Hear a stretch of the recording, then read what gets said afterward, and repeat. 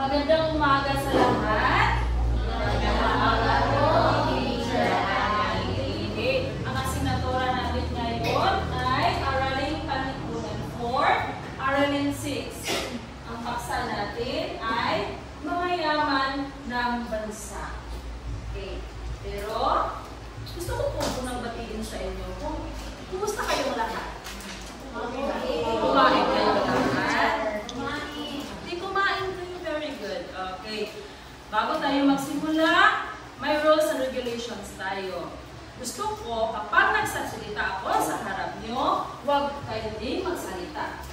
Gusto ko, kapag sumagot kayo, itaas ang kanang kamay. Nagkaintindihan? Opo. Nagkaintindihan grade 4 Del Pilar? Opo. Ay, mahina. Nagkaintindihan? Opo. Okay. Pero bago ang lahat, alamin muna natin kung ano ang mga layunin natin. Pagkatapos ng aralin, inaasahang ang mga mag-aaral ay maiisa-isa ang mga pangunahin at makapagbigay halimbawa ng mga yaman ng ating bansa. Okay, pero bago ang lahat, gusto ko itanong sa inyo kung ano ang ibig sabihin ng yaman. Sino ang makapagbigay kung ano ang ibig sabihin para sa inyo? Ano ba ang ibig sabihin ng yaman? Yes? Kwartahan, daming pera. Okay. Ano pa? Ano pa? Yes. Dalia. Sa aking teacher, naging po sabihin naman naman sa Bisaya, bahandi. Bahandi. Bahandi. Teacher, bahandi. Okay. Mayroong mga pera doon. Marami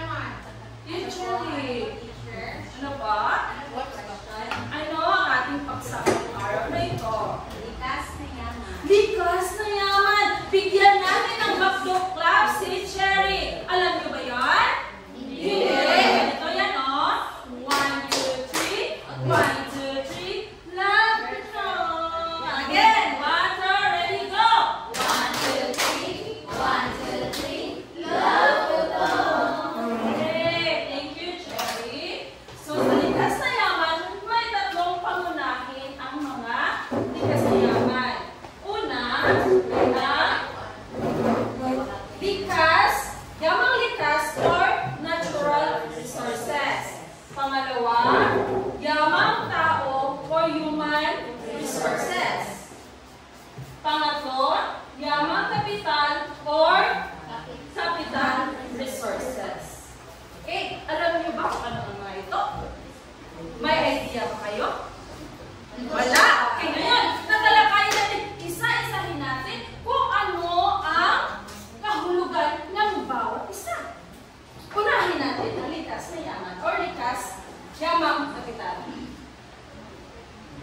Yamang likas. Okay, yamang likas. Group 1. Basa. Ito ang mga bagay na matatagpuan sa kalikasan at hindi kailangang baguhin o gawin ng tao upang magamit. Okay, ang yamang likas ay, ano yan? Paulit. Lakasan ng boses, group 1. Yamang likas. Ay, isa lang. Ito ang mga bagay na matatagpuan sa kalikasan at hindi kailangang baguhin o gawin ng tao upang magamit. Okay, halimbawa na lamang dito ay ang mga water resources, mineral resources, soil resources, forest resources, fossil resources, fuel, excuse me, at marine resources. So sa yamang likas, hindi na natin pwedeng baguhin para magamit ang mga ito. Sadyang dyan lang yan. Yan lang yan. Okay? Hindi na natin pwedeng baguhin kung anong meron sa likas na yan. Kasi magagamit na natin yan. Halimbawa na lamang ng mga ito.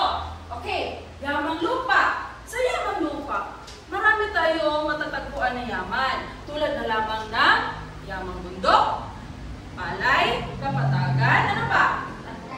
Talampas.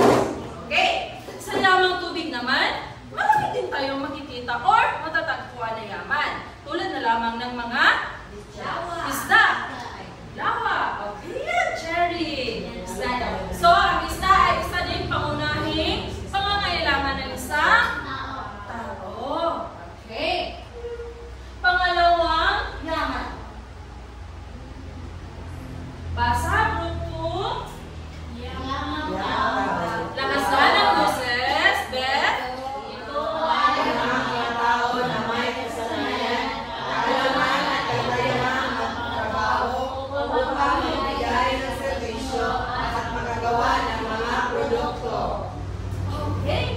Halimbawa na lamang dito, lamang tao. Ako, ang teacher ninyo, ang guro ninyo. Diba? Sa larawang ito, nakikita ninyo na mayroong, ano ito? Fireman or? Oh, ano po talaga?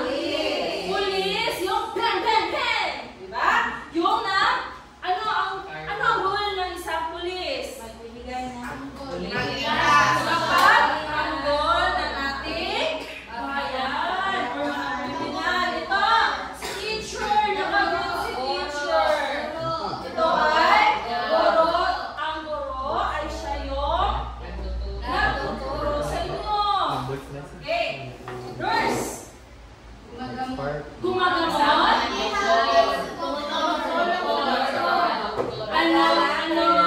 Charge. Tumutulong sa mga doktor at pasyente. Okay, tumutulong sa mga doktor at pasyente yung nurse. Okay, bigyan ng Jollibee Club si March. Okay, alam mo ba yan? Ganito yan, oh. 1, 2, 3. 1, 2, 3. Biga ang saya. Okay, 1, 2, ready, go! 1, 2, 3, 1, 2, 3. Biga ang saya.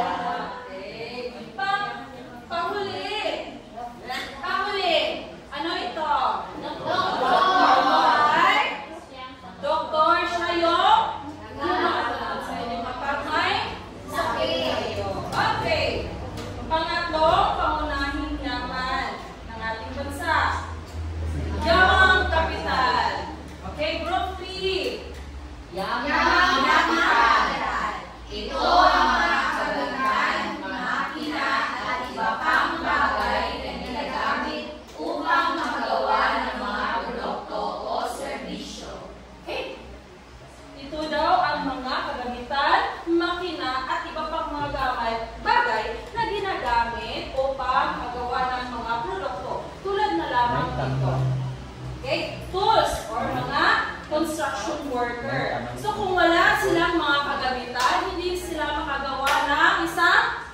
Building at saka or ano? Gusali. Mga gusali. Bahay. Ano pa? Buildings. Paaralan.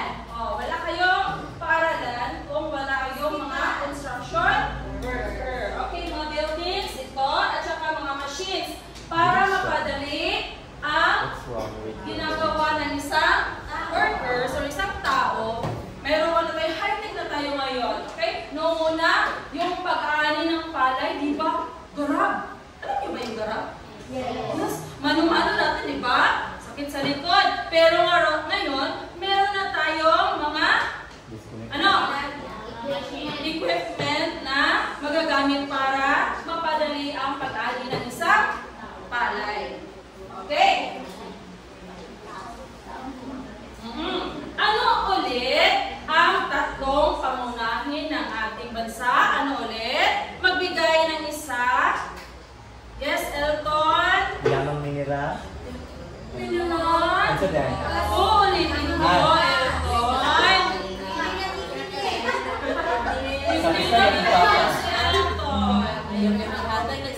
Okay.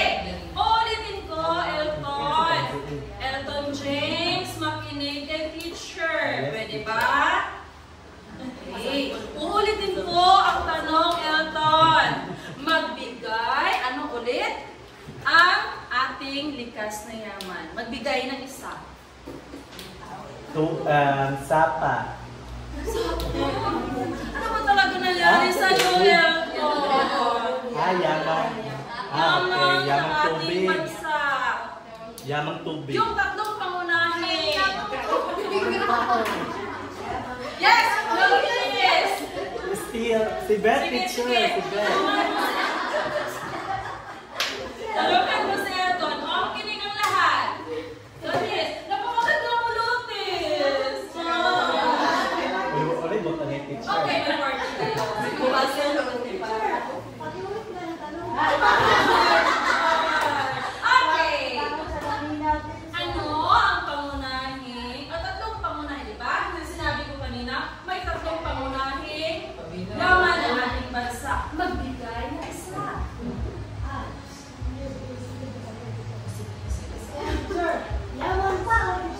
Yamang tao. Very good. Let's give Makyo Plato Lotis.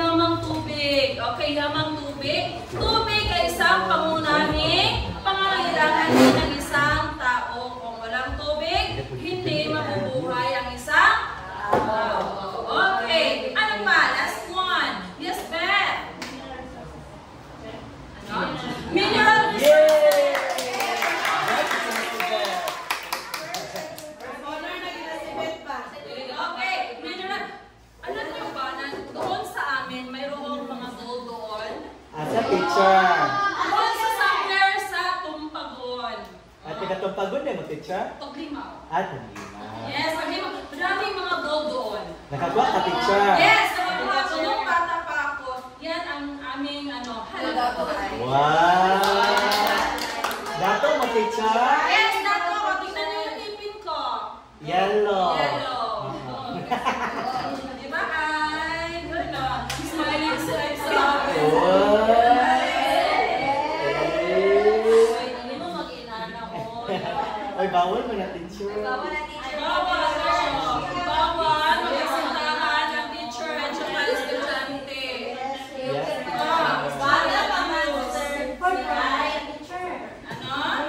Grade 4. Tama na yan, tama na yan. Okay. Paano? Excuse me, teacher. Can I go out? Can I go to the store? Why? Wiwi. Wiwi? Okay. Labis na wiwi. Okay. Paano naman ang yamang tao magbigay ng isa? Kristal! Pulis! Pulis. Ang papa mo ay pulis ba? Yung kapitbahay mo? Sundalo! Iyan, crush teacher, police. Ang papa. Okay. Isa pa. Yes, Cherry. Teacher. Teacher ako. Diba? Teacher, di ka Guro. teacher. Okay. Ano pa? Flight attendant. Flight attendant. Wow. Okay. Flight attendant. Yun, yung matatagpan natin sila kung makikita natin sila doon sa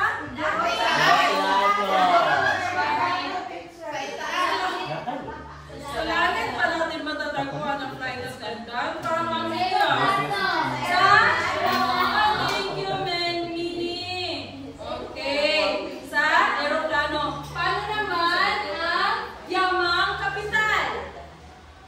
Yes, yamang kapital.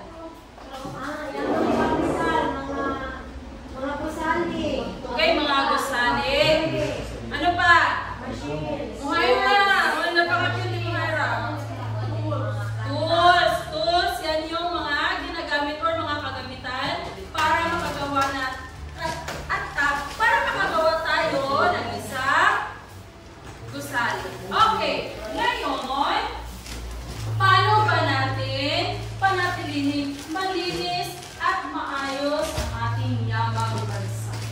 Paano natin panatilihing malinis at maayos ang ating bansa? Yes, Crystal! Crystal, napakahinsog ni Crystal. Itapon ang basura sa tamang lalagyan. Paano ba natin itapon ang basura? Yes, ano Aki?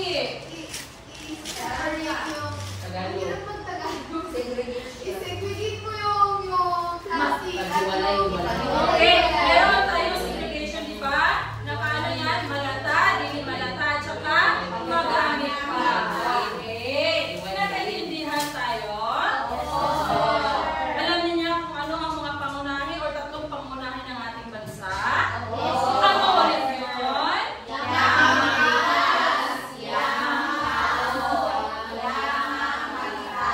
Okay, yamang tao, yamang kapital, at saka yamang likas. Ngayon, mayroon akong ibibigay sa inyo ng mga larawan.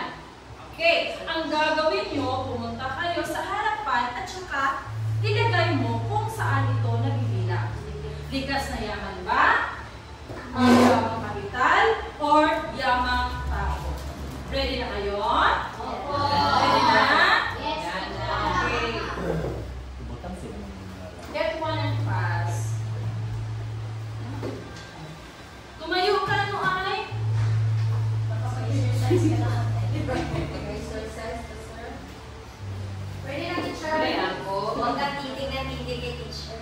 Okay. Isipin mo na kung ano. Wata pa mga si Ay, kapitan.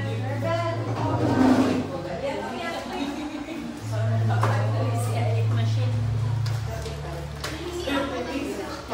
May bayad yan, may bayad. Picture, picture.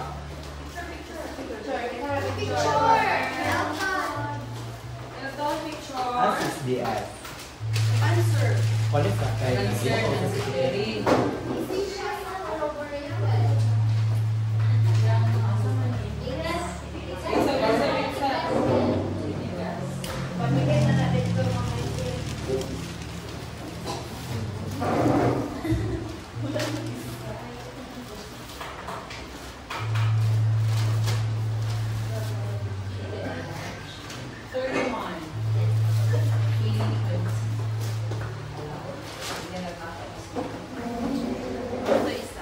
Okay, tingnan natin kung tama ang inyong mga sagot. Okay, sa yamang likas, mayroong karagatan, gubat, at saka kapatagan. So sa gubat, bawal putulin ang mga puno. Ano pa sis? Uy, ano ba po? Okay, natural po. Ito ang sinasabi ko kanina. Ito ay nanggaling sa aming barangay. Ito ay 18K. Oh, napakamahal ng gold ngayon. Parang 4K na per gram. Yes, 4K na. Updated siya, no? Okay, sa yamang tao, meron. Ay, narinig ko kung anong pinag-uusapan niyo, ano? Ang Inday? Okay, sa yamang tao, construction, doktor, police, at saka guro. Sa yamang kapital naman, Martillo, senso yung para pagputol ng kahoy. Para sa una tayo, katulong ng mga diba? Pagkaon, tapos mo. Okay, ngayon naman meron tayong senso. Okay, ang tanong ko, ilan ang halimbawa sa yamang likas? Bilangin nyo nga. 1, 2. Again? May apat tayong halimbawa sa yamang likas. Paano naman sa yamang tao? Bilang? 1, 2, 3, 4. May apat din. Paano naman sa yamang kapital? 3. Bilang? May 3 tayo. Okay. Kapag i-add natin ang tatlong yan, magkano lahat? Bilang? Okay. 4. Di ba may apat tayo?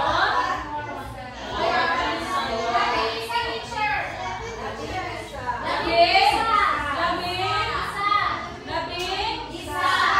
Paano naman kung kunin ko ang isa sa yamang tao? Ano? 10. So, meron tayong 10 kapag kinuha ni teacher ang guro. Kasi nandito si teacher sa harapan niyo. Okay? Nagkaintindihan? Opo, teacher. Okay. Ngayon, oras na ito kumuha ng isang pirasong papel at magbigay sa halimbawa ng 5 halimbawa sa bawat yaman ng bansa. Yamang likas, yamang tao, at saka yamang kapital. Bigyan ko kayo ng 10 minuto. Magsulat. Wala din po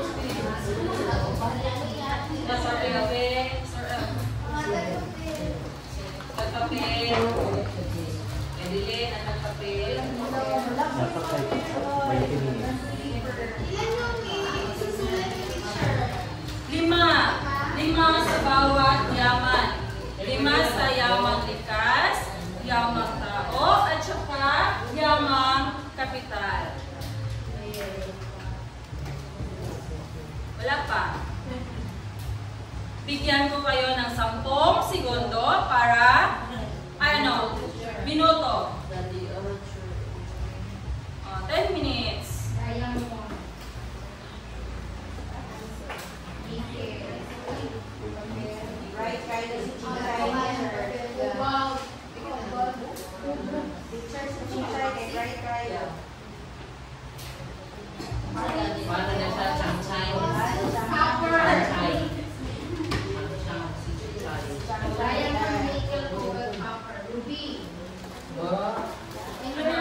Bakit may ruby-ruby dyan?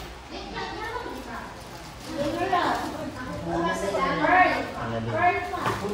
Bird.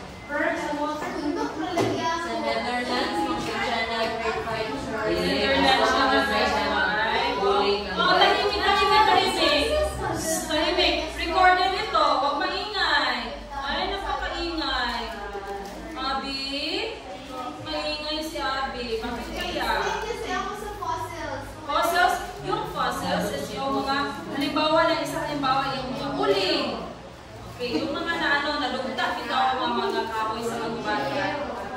Minero. Kung sa'yo magkikalisuran ay si Mona, kay sige naman ka og text-text di ganina. Sama na kay crush. Sige, tulungan niyo ang inyong sarili para mayroon kayong makukuha na aral sa akin.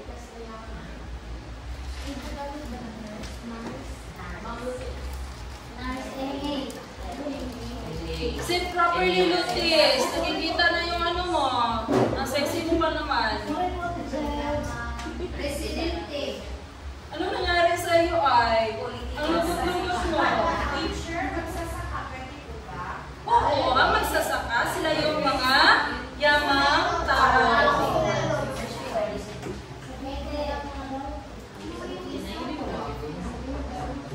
Yes, ano? Yes, mga pagamitan.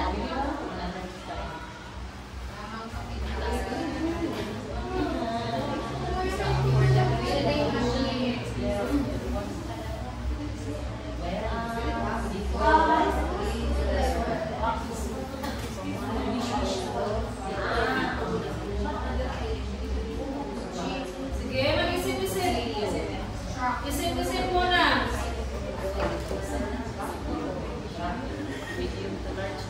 Taas pa ang oras. Isip-isip muna. Wala po. Simulado. Teacher, pwede po ba likas na alaman likas sa rice field? Rice field? Yes, rice field yung mga palayan. Sir, pwede ba yung mga gamitan ng kutsilyo?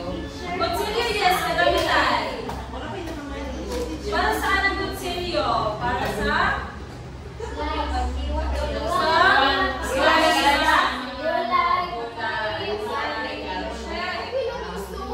Yes, Cherry. Pera? Pera? Pwede. Pang-negosyo. Okay, kung wala yung money, nakakapalit o Break, Elizabeth. First honors is 1100. 100 yung grade. Pangatan ko, Beth. 99. Okay. Anim na minuto. Drilling machine. Hindi pa na po si IC kasi nagano pa si IC, nagsasalita pa kay Elton. Napakapalit ni Elton, bakit kayo? Sir, pull out, manguna siya. Walang manguna si Sir Reggie. Na-suspense si Elton. Ano na siya, sir? Grade 1 pa lang, sir. Grade 1 pa lang, ganyan na si Elton. Elton, huwag naman Elton ha. Tulungan mo ang sarili mo, Elton. Sir, tinatamad sa cellphone. O ano pa ang problema mo, Lotis? Yan siya, parang nila po siya. Sabi ko, teacher, ba? Tinatamad din sila. Matamad si Elton. Hindi naman tamad si Elton. Sadyang ano lang si Elton. Ngayon lang, teacher. Ngayon lang. Actually, well. Ay. Teacher. Hindi nakainom ng gamot si Elton. Sir. Iyan ang umama niya, sir. Kaya pasaganda na sila maglakaw-lakaw. Oo. Kaluloy na. Uy, kapitan, hindi ang pampaano. Kapitan na nag-franchise sa 7-Eleven. O, tama na. Umiiyak na si Elton. Umiiyak na. Yung mama, doktor ba yan? Rugog, ikukut, sir. Ay, boli na yan ha. Boli na. Wag na. Kung may problema kayo kay Elton, dyan lang sa inyo ha. Sarili lang. Huwag niyong sabihin. Wala ba?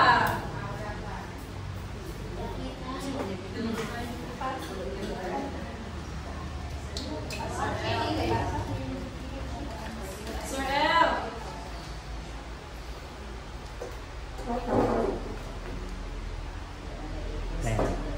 Ay, 15 minutes. Okay.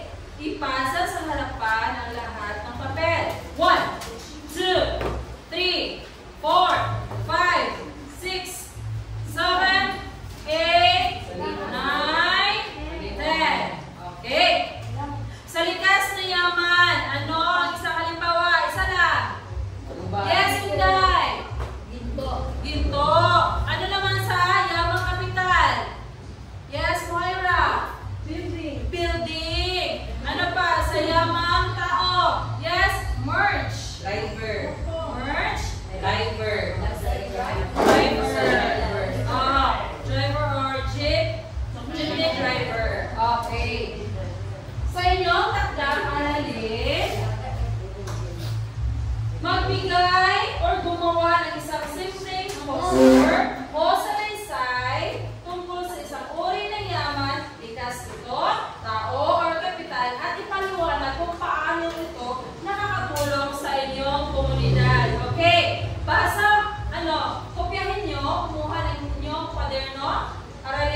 Punan at saka kopyahin nyo.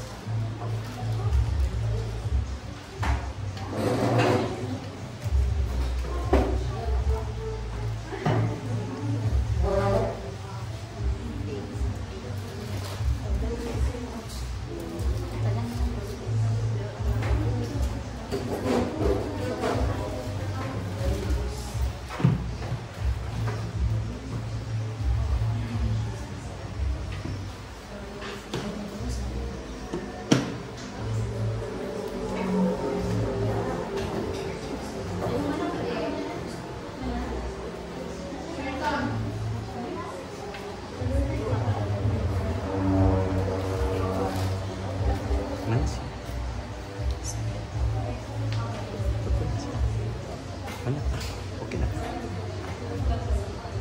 Lahat ba ay nagsulat? Yes, teacher. Okay. Ano ang gagawin niyo bukas? Gumawa ng Basa.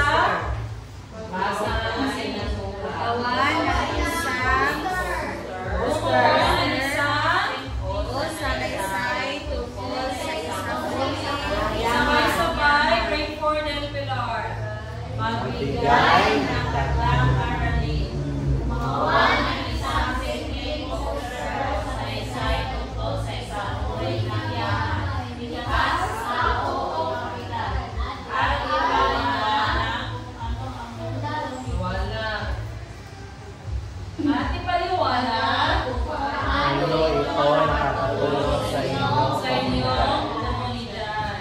Okay. Poster. Ano bang gawin sa poster? Drawing.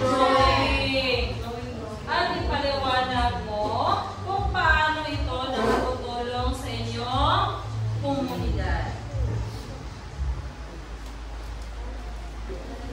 5 minutes.